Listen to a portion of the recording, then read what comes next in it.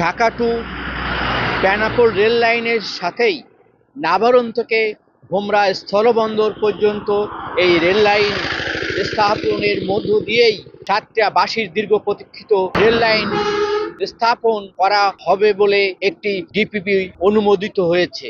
সাতক্ষীরার বৈদেশিক মুদ্রা অর্জনকারী জিআই পণ্য হিসাবে স্বীকৃত সুন্দরবনের মধু, সাতক্ষীরার হিমসাগর আম, সাতক্ষীরার হিমায়িত চিংড়ি সহ ব্যবসা বাণিজ্যে ঘটবে অনন্য উন্নয়ন।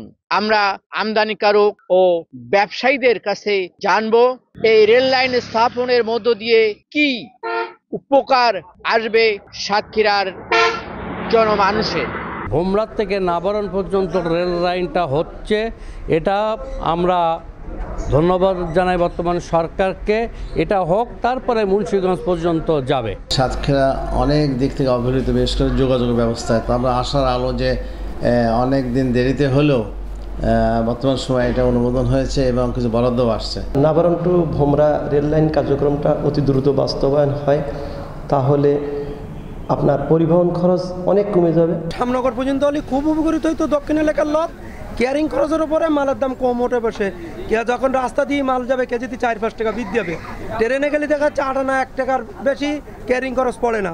আমদানি রপ্তানির বাণিজ্যের সিংহদ্বার ভোমরা স্থলবন্দর। এই বন্দর দিয়ে বিশেষ করে বাল্ক আইটেম পণ্য আমদানি হয়ে থাকে বেশি, যে কারণের জন্য রেল লাইন নাভারণ হয়ে যদি ভোমরা বন্দর পর্যন্ত তৈরি হয়, তাহলে খুব সহজে এই বাল্ক আইটেম পণ্য দেশের অভ্যন্তরে বা দেশের উত্তরাঞ্চলে খুব সহজে পৌঁছায় যেতে পারবে। তাতে করে পণ্যের পরিবহনের খরচ অনেক কমবে। ভোমরা স্থলবন্দর দিয়ে ইন্ডিয়াতে যাওয়া আসার যে বিষয়টা, মালামাল প্লাস হচ্ছে আমাদের যাত্রী, তো সেই সংখ্যাটাও বাড়বে। এই ক্ষেত্রে আমাদের দেশের পাশাপাশি আমাদের সাতক্ষীরার অর্থনৈতিক উন্নয়নে ভূমিকা পালন করবে বলে মনে করি। সাতক্ষীরার সাথে সরাসরি সড়ক পথে সুন্দরবন যাওয়ার যে দুর্লভ একটা ক্ষেত্র রয়েছে, সেটা সেই ক্ষেত্রটাকে আমরা পর্যটন শিল্পেও সেভাবে এগিয়ে নিয়ে যেতে পারিনি। কোনো সরকারি এই ব্যাপারে সে ধরনের পদক্ষেপও গ্রহণ করেননি। দীর্ঘদিনের দাবি, যেটি সরকারিভাবে বারবার বলা হলেও বাস্তবায়ন হয়নি, সেটি হচ্ছে সাতক্ষীরা থেকে মুন্সিগঞ্জ পর্যন্ত ট্রেন লাইন।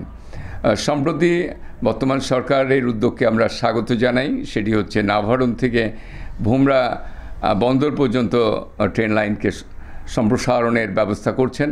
তো আমাদের দাবি হচ্ছে এটি দ্রুত বাস্তবায়নের সাথে সাথে এটি মুন্সিগঞ্জ পর্যন্ত সম্প্রসারণের জন্য আমরা দাবি জানাবো।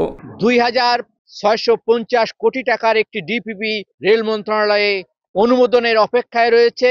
এই রেল লাইন অনুমোদন হয়ে গেলে তাহলে সাতক্ষীরাবাসীর দীর্ঘদিনের চা পাওয়ার যে আরামদায়ক জার্নি এবং দ্রব্যমূল্যের নিম্ন গতি, এটি তারা পেতে পারে এই প্রত্যাশা রাখে যেমন জেলা প্রশাসন, তেমনি সাতক্ষীরাবাসী, তেমনি ব্যবসায়ী, আমদানিকারক সবাই। মুমতাজ আহমেদ বাপি, সময় সংবাদ, সাতক্ষীরা।